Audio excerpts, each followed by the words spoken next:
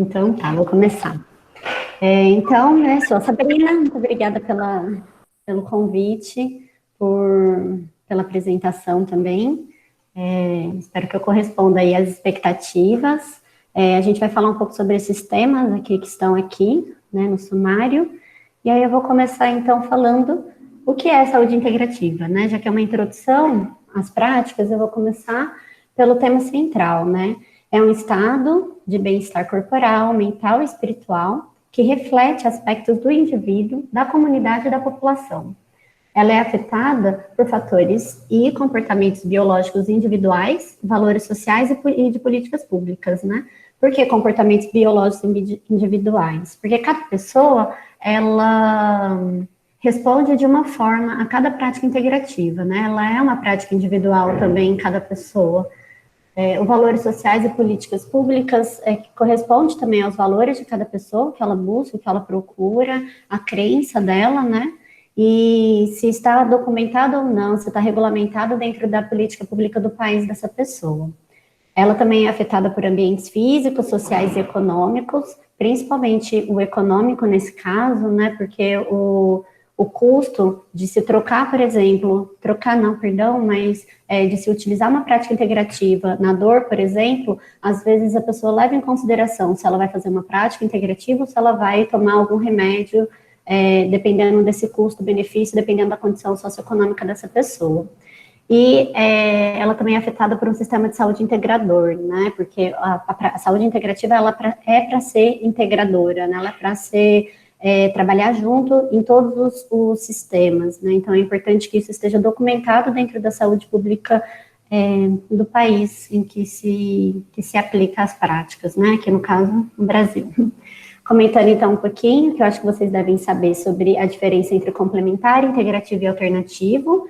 O alternativo é o que se utiliza no lugar da prática na medicina convencional, né? Então, ao invés de eu utilizar a medicina convencional, eu vou utilizar uma prática integrativa substituindo essa medicina convencional. Ela não tem comprovação científica, que ela funciona mais do que a medicina convencional, e ela tem o risco de aumento da mortalidade, né? Visto em que não se tem embasamento científico de que ela realmente funciona quando substituída, né?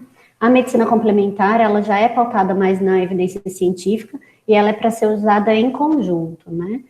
Muitas vezes ela é usada fora do contexto médico hospitalar, então a gente vai ver aqui, por exemplo, como se o A fosse a medicina convencional e o B a medicina complementar, elas podem caminhar juntas, mas muitas vezes o que acontece é o paciente busca uma medicina complementar quando sabe de algum diagnóstico, não correspondendo às expectativas, ele associa com a medicina convencional ou vice-versa, né? Ou mesmo por conhecimento, acaba buscando fazer os dois em conjunto. Então, aí, por isso que eu falo, né, desse atraso do início do tratamento. E também pode ter um atraso na continuação do tratamento, porque muitas pessoas, às vezes, entram em negação, falam, não, eu consigo resolver isso de outra forma. E aí acaba atrasando um tratamento que poderia ter o melhor benefício se visto na medicina convencional junto com a integrativa logo no começo. E o integrativo é quando os dois caminham juntos mesmo, né, conversam juntos, assim, ele é bem mais pautado na evidência científica, e é um tratamento holístico, porque ele olha o paciente como um todo. Né? Esses são os tipos de prática integrativa, então, a gente começa a ver aqui, vou abrir um linkzinho aqui para vocês, onde a gente vai conseguir ver os tipos de prática. Deixa eu aumentar aqui. Esse é um sistema didático, só para a gente olhar, ele não é perfeito, e uma prática, ela pode estar mais de uma fatia dessa aqui, né? Então, a gente tem a prática de corpo e mente, né, onde a gente consegue ver a meditação, imagem guiada, yoga, musicoterapia, entre outras, né. A gente tem as de energia, que aqui entra o reiki, né, que eu puxo a sardinha para onde eu pesquiso, né, em que o reiki está aqui, mas a gente também tem o healing touch, a gente tem o toque terapêutico, a gente tem outras técnicas também, as terapias manuais, em que a gente consegue ver a massagem, a quiropraxia, a osteopatia, né, o Rolfing, que é muitas vezes utilizado aqui no Brasil como liberação miofacial. As técnicas eu coloquei como produtos naturais, mas aqui eles falam, né, sobre essa parte biológica, porque é onde a gente encontra a suplementação, as coisas dietéticas, né, a nutrição, e essa que eles chamam de sistema inteiro, que é onde a gente vê técnicas também associadas, né, como a quiropraxia, a osteopatia, mas também tem a homeopatia, a gente vê a naturopatia aqui, né, a medicina tradicional chinesa se encontra aqui. Então, essas são as técnicas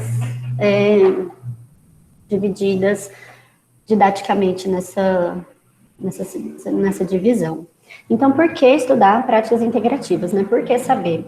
A gente precisa conhecer os riscos e benefícios que envolvem essas práticas, né? Então, se um paciente chega para mim e fala, doutora, eu tô com uma crise depressiva, mas eu não queria tomar remédio, né? Eu quero outra forma de tratar, porque remédio dá muito efeito colateral, eu não quero. Primeiro que o paciente tem que ter uma confiança muito grande no médico para conseguir falar, né? Infelizmente, na nossa saúde aqui no Brasil, os pacientes ainda são muito passivos, né? Eles não conseguem discutir efetivamente sobre sua saúde ou ser mais envolvido ativamente na saúde, né? Mas eu já atendi uma paciente que ela falou, né? Sabrina, eu tô buscando um psiquiatra agora, porque eu tô com crise depressiva, mas eu não queria tomar remédio. E aí ela foi atrás do Reiki, né? Por isso que ela veio me procurar. Ela foi atrás de aromaterapia, e eu estudando, né, eu vi que a erva de São João pode ajudar. A erva de São João tem uma revisão sistemática da Cochrane, em que fala sobre os benefícios, né, da erva. Porém, a gente também tem que saber que essas práticas podem ter riscos. Por mais que a gente ainda tenha poucos estudos científicos em muitas dessas práticas, elas têm risco. A erva de São João, por exemplo, é uma delas. Ela pode ter interação com outros medicamentos. Então, ela pode ter interação até com os próprios remédios antidepressivos, ela pode ter interação com anticoncepcionais, ela pode ter interação com medicamentos para HIV, por exemplo. Então, a gente precisa conhecer pelo menos o básico da prática integrativa ou conversar com esse paciente, porque se ele não te trouxer isso, ele pode ter uma interação medicamentosa, tomando, por exemplo, a erva por conta, porque ele acha que resolve, e aí ter uma possível complicação de saúde desse paciente. Então, a gente precisa estudar e ser pautado, né, nas práticas baseadas em evidências, para que a gente possa melhor orientar os nossos pacientes. De forma geral, as práticas, elas melhoram o bem-estar, sintomas e qualidade de vida dos pacientes, ela tem um custo bem menor e muitas práticas são não invasivas, o que ajuda muito o paciente a buscar, né, além da redução de efeitos colaterais. E tem muitos estudos, por exemplo, da acupuntura, que comprovam que a acupuntura, em alguns casos, ela é melhor do que tomar alguns opiáceos, por exemplo, né. E ela fortalece o vínculo praticante-paciente e profissional-paciente. Então, as práticas integrativas pelo mundo, né? Se a gente buscar aqui como que tá, esse é um mapa que foi feito pela Universidade de Minnesota e que ele coloca, por exemplo, alguns estudos, alguns artigos, deu uma travadinha, alguns artigos que mostram, por exemplo, o quanto da população que busca as práticas integrativas e quais são as práticas mais utilizadas. Então, aqui ele fala só que o Canadá, ele utiliza 13% menos prática integrativa que os Estados Unidos, mas aqui, por exemplo, no Reino Unido, ele vai falar que mais de 50% da população já usou ou usa alguma prática integrativa, e ele coloca as mais utilizadas, né, como a homeopatia, aromaterapia, massagem, reflexologia. Aqui na Europa, ele coloca também com base nos artigos científicos, né, que, por exemplo, mais de 2/3 das pessoas de pacientes na Alemanha, né, já usaram algum tipo de terapia integrativa. E a homeopatia, por exemplo, é uma das mais populares medicinas integrativas, práticas integrativas utilizadas na França, né. Depois eu posso passar esse mapinha para vocês olharem e dar uma olhada nos artigos também, que eu acho bem interessante de se ler, mas mostrando mais uma vez da importância das práticas integrativas, né? Tem até um outro estudo em que ele fala que ele não sabe se as práticas integrativas estão realmente aumentando com a procura ou se as pessoas só estão conseguindo falar mais que estão utilizando para os profissionais de saúde, né? Ainda mais na nossa medicina convencional, que ela é tão pautada em medicamentos, em coisas mais não tão integrais, assim, né? E aqui eu falo, então, um pouquinho do caminho das PICs no Brasil, né? Como que a gente chegou no caminho até onde a gente está hoje. O primeiro documento que se tem notícia em que fala sobre a importância de práticas integrativas, que foi onde, inclusive, a OMS, né, a Organização Mundial de Saúde, criou o programa de práticas de medicina tradicional, foi na Alma-Ata, na Rússia, em 1978, né, na primeira Conferência Internacional de Assistência Primária, que tinha, inclusive, como tema central, saúde para todos nos anos 2000. Em 1986, foi nessa Conferência Nacional de Saúde no Brasil, já, em que ele se falou sobre, eles liberaram para que pudesse usar práticas integrativas na saúde pública aqui no Brasil, né? Foi um pouco antes ainda da nossa Constituição. E na Conferência Nacional de Saúde em 2003, foi onde se criou uma comissão para se escrever a nossa Política Nacional de Práticas Integrativas, a PNPIC, que foi regulamentada em 2006. A partir de então, cada vez mais as práticas integrativas elas estão entrando dentro do Sistema Unificado de Saúde, né? Então, em 2011, ele passou a fazer parte do Programa Nacional de Melhoria e Acesso de Qualidade à Atenção Básica. Em 2015, foi criada a Rede Nacional de Atores Sociais em PICs, onde essa rede PICs ela vai conversar com as PICs e com os gestores de saúde. Em 2016, né, foi incluído no nosso sistema, no SIGTAP, que é o Sistema de Gerenciamento de Tabelas e Procedimentos e Medicamentos. Então, se alguém, principalmente na atenção básica, oferece uma prática integrativa e pratica com aquela pessoa no Sistema Único de Saúde, ela tem uma categoria só de práticas integrativas onde ela consegue marcar. Isso é ótimo para a gente ver o quanto está sendo oferecido e utilizado as PICs no Brasil, né? Em 2017 e 2018, a gente vê que ainda assim está sendo incluída novas práticas integrativas ainda no SIGTAP, por exemplo, e o REIQ foi incluído, inclusive, aqui em 2017. Então, é recente a inclusão do REIQ no SUS. As PICs, então, elas foram regulamentadas pela essa portaria, pelo Ministério da Saúde, em maio de 2006, com o objetivo de incorporar e implementar as PICs no SUS, principalmente na atenção básica, né, com o objetivo também de prevenção de agravos, promoção e recuperação de saúde, garantir uma qualidade, eficácia e eficiência na segurança do uso, então saber quem está aplicando, saber o que está aplicando para esses pacientes, e estimular as ações referentes ao controle e participação social. Então, a gente faz novas políticas públicas com a participação social ou vendo que está sendo procurado no nosso sistema de saúde, né? Então, é assim que a gente vai melhorando e implementando novas políticas públicas para a população.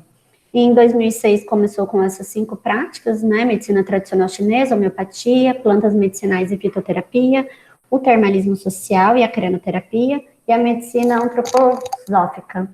Só que agora, em 2020, a gente já percebe que já tem mais de 29 PICs na política pública e na política nacional, e o Brasil, segundo um documento do Ministério da Saúde, é um dos que mais oferece práticas integrativas no sistema de saúde.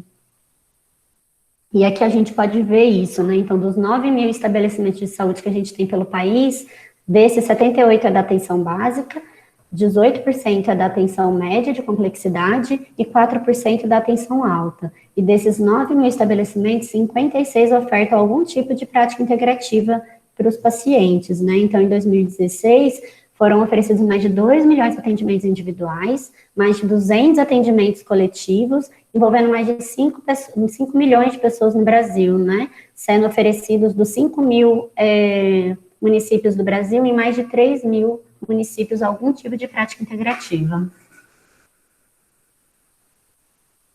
Opa, acho que passou. Pensei que tinha passado 2. E aqui eu vou falar um pouco sobre a universidade, né? Pegando as escolas de medicina, esse estudo de 2019, que a Aline Albuquerque fez, ela mostrou que das 272 escolas de medicina que tem pelo Brasil, só 57 citam ou falam em alguma matéria alguma coisa sobre práticas integrativas, correspondendo só a 21% das universidades, das escolas de medicina em todo o país, né? E dessas 57, 21 são no Sudeste, né? Então, é uma porcentagem muito baixa ainda do que a gente está estudando e do quanto essa prática ainda está sendo propagada, né? E aí, dos tipos de prática integrativa que são estudadas nessas 51 escolas, aqui as que são mais estudadas é a homeopatia e a acupuntura, né? Que são as práticas integrativas mais antigas utilizadas, pelo menos aprovadas aqui no Brasil também. Ou, se não, fala de uma medicina integrativa em que deve falar de uma forma geral, assim, para os alunos. E aí eu trouxe esse estudo, que ele é de uma cidade em Santa Catarina, chamada Tubarão, em que ela verificou de 230 profissionais médicos quantos sabiam ou reconheciam a prática integrativa de alguma forma, né? Então, 85,5% dos médicos desconheciam a Política Nacional de Práticas Integrativas. Nem sabia que ela era aprovada no Sistema Único de Saúde. 53% negavam possuir interesse por essas modalidades, né? Não queriam e nem ofereciam para os pacientes. 43% disseram que, tudo bem saber um pouco mais sobre práticas integrativas, eu posso conhecer, mostrar algum interesse a mais. 80% concordavam com a inclusão delas no SUS, desde que tivessem comprovação científica e fossem baseadas em evidência. 48% concordaram somente com a inclusão de algumas práticas, não eram todas que estavam na política nacional, que estão na política nacional, e muito também pautado baseado em evidência, né? Os médicos que ofereciam a prática para os pacientes era porque eles já tinham usado ou porque algum familiar influenciou no conhecimento, então por isso ele chegava a recomendar para alguns pacientes. E aí, por que eu estou trazendo isso, né? Porque é muito importante que a gente conheça, né, visto que a gente viu aqui atrás, a quantidade de pessoas que estão recebendo práticas integrativas, isso é o que a gente tem de conhecimento no Sistema Único de Saúde, fora o que as pessoas procuram por fora, mostrando o desconhecimento dos profissionais médicos, claro que numa cidade, né, mas ainda tem poucos estudos sobre isso, né, para que a gente conheça e consiga conversar abertamente com os nossos pacientes sobre isso. Então, por que é importante saber a prática baseada em evidência, né? Por que eu estou falando tanto sobre isso? Porque ela é uma forma de integrar a pesquisa que tem com o que a gente vê na experiência clínica, né? Na abordagem clínica. A gente consegue ler, a melhor fonte são revisões sistemáticas e meta-análise ou diretrizes clínicas, né? Infelizmente, nas práticas integrativas, ainda mais no Brasil, a gente tem pouquíssima revisões sistemáticas ou meta-análises, e todas as revisões que a gente tem, mesmo que não seja só brasileira, se seja mundial, a maior parte eles falam que ainda se tem evidências fracas sobre as práticas integrativas. E aí eu não estou falando isso para desmotivar, mas é mais uma forma da gente buscar pesquisar e buscar mostrar o quanto a gente pode crescer ainda e o quanto está crescendo, né? A gente está indo para um caminho que a gente não está conseguindo fugir muito das práticas integrativas porque a população está buscando, né? Está crescendo. É uma forma de se manter sempre atualizado e oferecer uma qualidade de cuidado melhor para o nosso paciente. Então, por que pesquisa clínica em PICS são tão difíceis, né? Por que a gente não consegue ver tantas práticas, tantas pesquisas assim, com boas evidências, né? Por que as revisões ainda falam que são evidências fracas? Porque tem uma dificuldade na metodologia, né? É difícil fazer ensaios clínicos controlados, que é a melhor metodologia que a gente tem. Por quê? Por que da dificuldade? Porque é difícil isolar o efeito dessas práticas, né? Então, falando um pouquinho do reiki, né, que é onde eu pesquiso reiki em pessoas em cuidados paliativos oncológicos. Eu não posso, é antiético da minha parte, eu chegar no paciente e falar, você não vai receber o tratamento convencional, você vai receber só reiki, e fazer um outro grupo receber um tratamento convencional e comparar os dois. Eu não consigo fazer isso para os pacientes, porque eu não tenho comprovação de que o reiki realmente funciona nem em conjunto, quem dirá separadamente. Então, tem essa dificuldade de isolar se o efeito realmente que eu estou vendo, a melhora, ou o que está acontecendo ali com o paciente, é realmente dessa prática, ou se ela é de alguma outra coisa. O cegamento, né, que é o paciente ou o profissional não saber o que está sendo aplicado, se ele está ou não recebendo aquela prática, e isso é muito difícil. Vamos pensar na acupuntura, por exemplo. Como que eu falo para o paciente que ele está recebendo acupuntura, sendo que eu não estou colocando nada na orelha dele, eu não estou usando agulha, né? Então, tem um empecilho aí da própria prática. E, normalmente, os artigos que são feitos, eles têm um N muito baixo, eles têm um N de 30 pessoas, 15 pessoas. Eu não posso dizer que com um N de 15 pessoas vai funcionar para uma população de mais de 2 milhões de pessoas, como no Brasil, sabe? É um N muito pequeno. Também tem as questões de instrumentos, né? O Reiki, por exemplo, a gente avalia 5 dimensões na pessoa: o emocional, o espiritual, o energético, o físico e mental. Como que eu posso falar que... aliás, eu sei que no físico tem muitos instrumentos, eu consigo avaliar os sintomas do paciente de diversas formas. Eu tenho escala de Edmonton, em que eu consigo avaliar pelo menos 10 sintomas nele, eu tenho escala de ansiedade e depressão, eu tenho EVA, eu tenho vários outros instrumentos. Mas, e para avaliar a questão energética?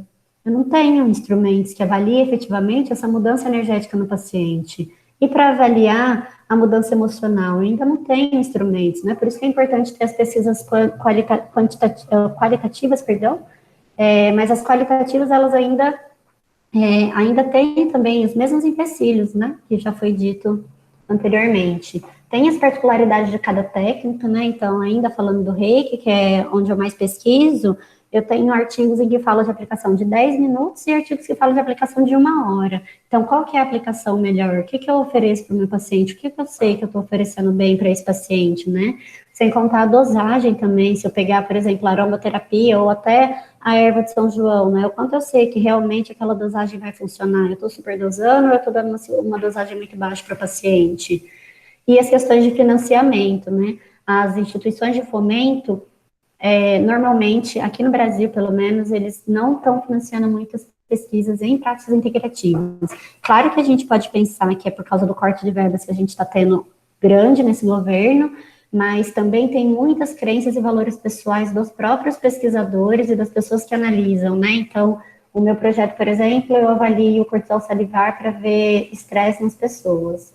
E tem um custo baixo desse exame que eu consegui, porém, eu recebi uma negativa de financiamento, porque falaram que o Reiki, ele, na verdade, ele é uma crença religiosa, e o Reiki, ele não tem vínculo religioso. Então, mais uma vez, a importância da gente se conhecer as práticas integrativas e incentivar as pesquisas para que a gente possa falar: tá, tudo bem, você acha que você não confia, não acredita porque ele é religioso, mas ele está sendo oferecido no Sistema Único de Saúde. Eu estou atendendo uma paciente que veio aqui e falou que está utilizando o Reiki. Então, como que eu posso melhor ajudar o meu paciente, sendo que eu não tenho pesquisa, eu não tenho nada que comprove e ainda assim está sendo oferecido pelo Sistema Único de Saúde, né? Então, a gente tem que pensar em fazer pesquisas para que a gente possa comprovar e oferecer o melhor para a nossa população. Partindo para o final, também tem as regulamentações, né? A gente tem a Anvisa, que é o nosso órgão regulamentador aqui no Brasil, e aí eu faço algumas perguntas, né? Se esse paciente, por exemplo, estiver ferido quando recebeu uma terapia no ambiente, né? Quem é o responsável? É a pessoa que procurou fora, que foi fazer, a pessoa que procurou, ou o praticante, né? Quem oferece a técnica e cometeu o erro. E se acontecer alguma coisa, quem vai se responsabilizar por isso, né? A gente ainda está caminhando nas regulamentações aqui no Brasil, assim, ainda tem pouca coisa. Então, por exemplo, o Reiki, ele é oferecido para quem quiser fazer. Em cada lugar que você for, você vai encontrar valores também de R$ 200 a R$ 1.000 para fazer o Reiki, mas ele não exige que seja profissional da saúde, ele não exige que você tenha algum conhecimento básico, por exemplo. O que eu estou oferecendo, então, para o meu paciente, né? Eu preciso garantir todos os direitos e padrão e qualidade, né? Padrão de qualidade para os meus pacientes. Eu preciso garantir que ele tem algum licenciamento e certificação. A acupuntura, por exemplo, ele está no CRM, ele está lá falando, médicos podem sim aplicar a acupuntura. A acupuntura, você tem que ter o conhecimento básico de anatomia para que você possa fazer. Mas muitas práticas integrativas, a aromaterapia, por exemplo, Como que eu posso dizer que ela tem certificação da Anvisa? Eu posso mesmo ingerir algum óleo essencial? Muitos óleos essenciais não podem ser ingeridos. Só que se você for comprar com alguma revendedora, a maior parte vai dizer, não, pode ir uma gotinha diluído na água e tudo mais. E se esse paciente tiver uma intoxicação, quem toma conta? E se esse paciente não te falar que está tomando uma aromaterapia ou que ele está inalando, fazendo alguma coisa, e chegar com alguma interação com o medicamento que você passou, né? O que a gente precisa saber? Tem algum estudo que comprove, que fale sobre isso? A gente precisa pesquisar e proteger os consumidores, os nossos pacientes, né? Garantir essa segurança de qualidade dos produtos dos nossos pacientes, né? E garantir que os praticantes, eles são adequadamente treinados e formados nessas práticas integrativas. Então, concluindo, né?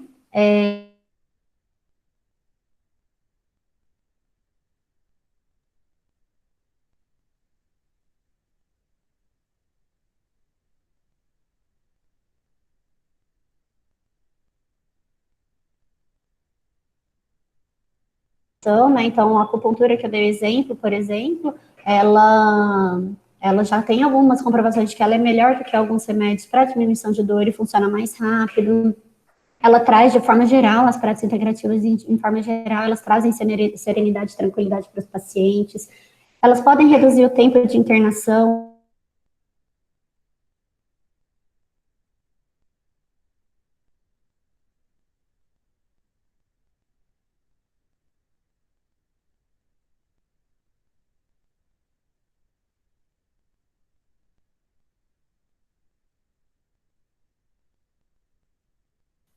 Acho que deu uma caídazinha, né, gente?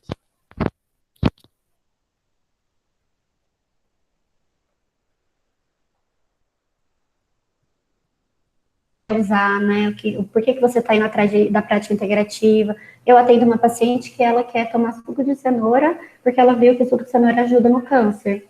Então, eu tenho que procurar bases científicas nisso para poder ajudar ela e falar, olha, ajuda ou não ajuda, como que eu posso fazer para te ajudar melhor, tem interação com algum medicamento ou não tem, eu tenho que sempre proteger esse paciente e respeitar as decisões dele, junto com os meus conhecimentos, é claro, né, mas deixando as minhas crenças e valores pessoais. Eu tomaria suco de cenoura se eu tivesse câncer? Não sei dizer, mas eu tenho que separar e dizer que não sou eu quem estou fazendo essa escolha. A minha escolha é de procurar e oferecer o melhor para o meu paciente.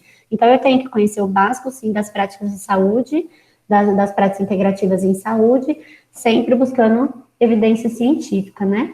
E aí, para finalizar, eu deixo essa frase da Madre Teresa de Calcutá, em que ela fala que não há medicamentos para toda espécie de doença, mas se todos esses medicamentos não forem dados por mãos bondosas que desejam amar, não será curada a mais terrível das doenças, que é a doença de não ser amado. Então, a gente pode amar esses pacientes da forma como ele deseja ser curado também, se for o melhor para ele, desde que a gente saiba conversar e oferecer o melhor, né? E é isso, deixo aqui meu obrigado, meu e-mail, caso alguém queira mandar e tirar algumas dúvidas. Muito obrigada. Essas são as referências que eu utilizei. Vou encerrar aqui. Obrigada, Sabrina. Imagina. Foi ótima a sua apresentação. Eu gostaria de te convidar a continuar com a gente